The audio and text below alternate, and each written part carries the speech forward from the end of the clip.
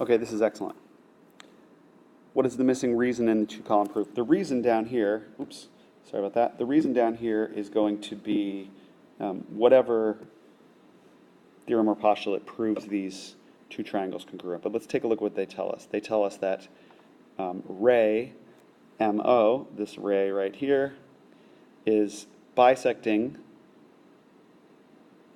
PMN right here, this angle. Okay?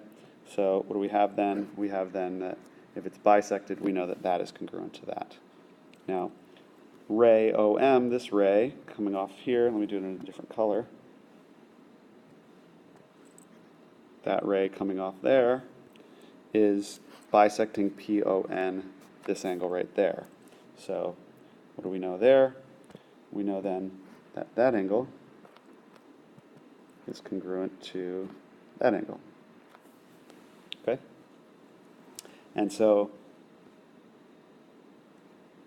this information was given. Definition of an angle bisector is the reason why we know that.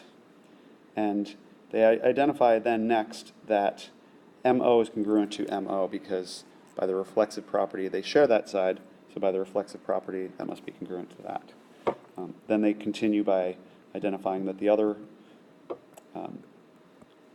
angles are bisected, and at the very end of it they're trying to prove that the two triangles are congruent. And how would they do that?